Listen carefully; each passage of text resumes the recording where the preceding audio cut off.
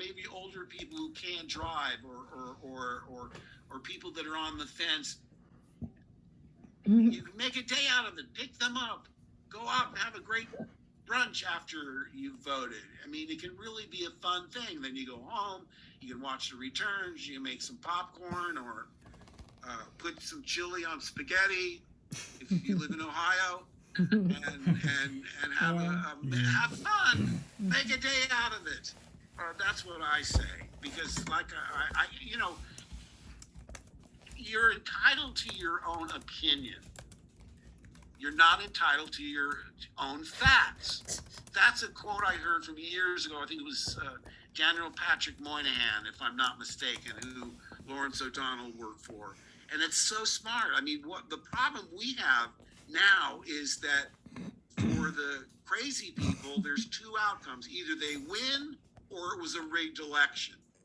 Now, if that's the predicate, we've lost democracy. You can't have that.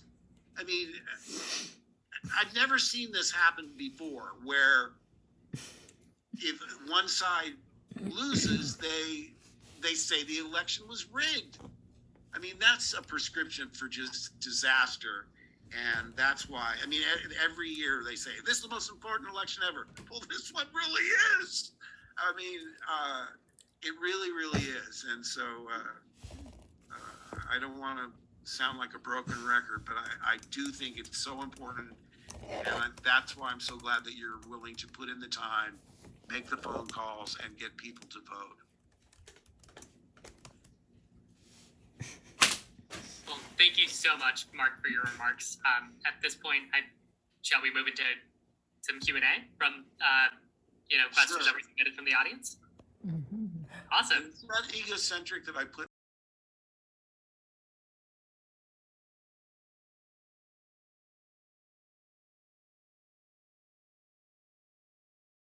Phenomenon yet? Well, I mean, I have to tell you, see, I got the part. I didn't read the whole script. I just read, there was 8 pages, and I did a scene with Harrison as Han Solo, and I didn't read the whole thing. So when I finally got the part and they sent me the script, I sat down and I read it, and I thought, what in the world is this? This is the craziest thing I've ever read. I loved it. It was funny. It really had the same impact that the finished film did. Obviously, without John Williams' music, without the special effects and the art direction and all the actors, the impact of just reading the story just knocked my socks off. I said, this is so wonderful. I can't wait to see how they're going to do this. How are they going to make 3PO walk around and all of it? And one of the things was the laser sword, which it was called in early drafts. And I said, I wonder how they're going to do that. So, I mean, I was mindful. Like I told you, I grew up loving King Kong was my favorite movie, the black and white one. So this was right up my alley. I was the most enthusiastic. I'm saying to Harrison, and I even get a floating car, isn't that? Harrison's like, whatever. He's unmovable in terms of how low key he is. I was the nerd that would come in and say, hey, look, you guys, our faces are masked on the back of these Kellogg cereal boxes. Harrison would, roll his eyes. But no, I mean, the significance in the story is you knew it was an important element, and that it would play an integral part of the story going forward. But Luke had to be sort of naive and not even realize the importance of what he was holding. For him, it was just kind of a cool gadget to have. But and they had just the handle, and when I went to turn it on, I'd freeze, and they'd run in and put the pole onto the handle. It was covered in movie screen material because a movie screen reflects the light source back at many, many times the intensity of the light. And then they shot it through angled green glass and pointed pin spots at it. The trouble was, when I moved it around, it would go in and out of light. So they eventually, and it worked really well. They let me look through the camera to see how it looked, but I couldn't really judge myself what was a good position and not a good position. So they actually went after the fact, and there were many, many frames where it was perfect. On the frames where it was too dark, they painted in frame by frame. Eventually, I think they just gave us oh, by the way, it was a battery pack with a wire battery around my waist, and when I clicked it, it would revolve. They gave that up very quickly and went to just a regular hilt and decided we'll just paint the whole thing in later. I always felt bad for the kids. There was like a contest where Palatoy in London, where the kids got to visit the set of Empire Strikes Back. And I thought, how disappointing it must be for them, because they see it all cut together with the music and the special effects, and it's all fabulous. Then they come on set, and there's people sitting around. It takes hours to get shots. There's no music. There's no finished special effects. I thought, in a way, it must be kind of disappointing for them. Although we took them to lunch and had fun, and they all loved meeting us, so it was all right. But I mean, in terms of I mean, little kids, you're grown-ups, you understand how movies are made, but these are like 6, 7, 8-year-olds that, you know, they want to see a live tauntaun running around the set. I'd love to see a live tauntaun myself running around the set. Yes. I think we have time for maybe one last question.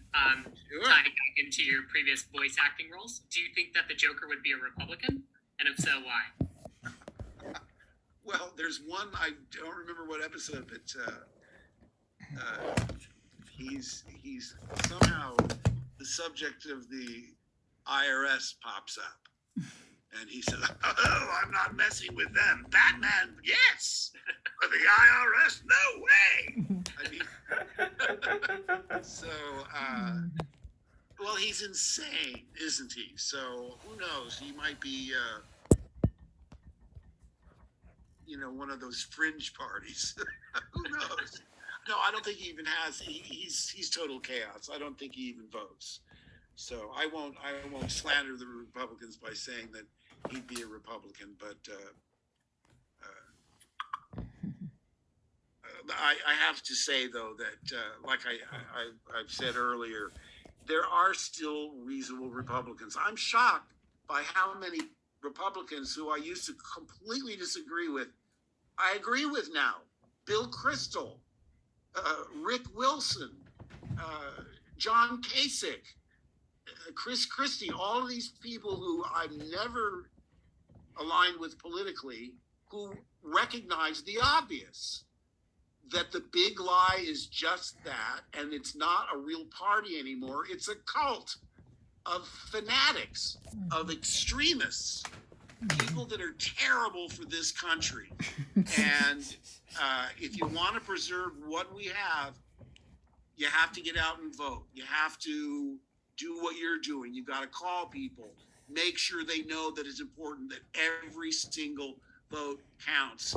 And you know, if you don't vote, you lose your no, you're sending it to right to person. bitch and Oh, moan. oops. Who is that? And who doesn't want to bitch and moan about Wait, things? have Oh, I I sent it don't to like that. I hate that. And if you vote, then you have that right. If you don't vote, I mean, I can't understand people who don't Let me check the understand the question, importance see if it's of total voting. release. It's the most important thing you can do, and it's your obligation as a citizen. Come on, folks.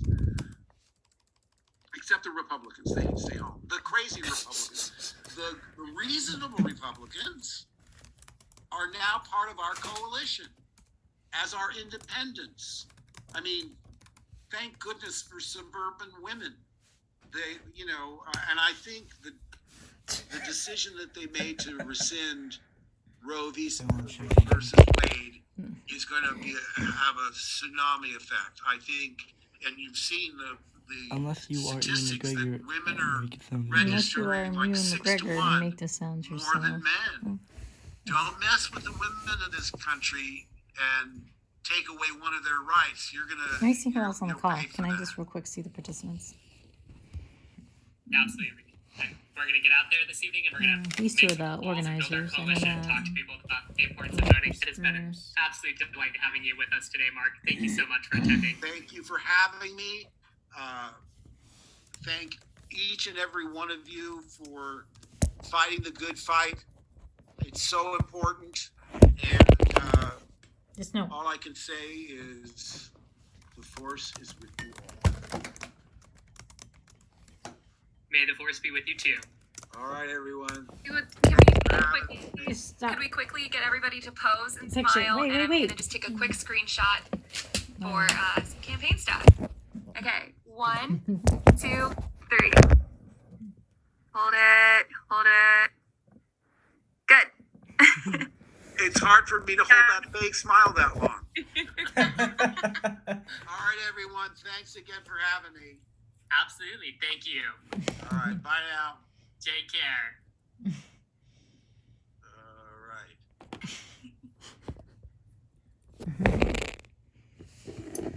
Alrighty, guys. Well, we'll move into making calls.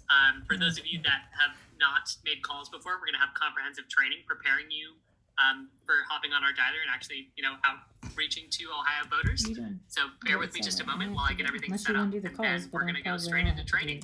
Is Mark gonna be We're there? going to keep everyone No. on mute No, for he's the just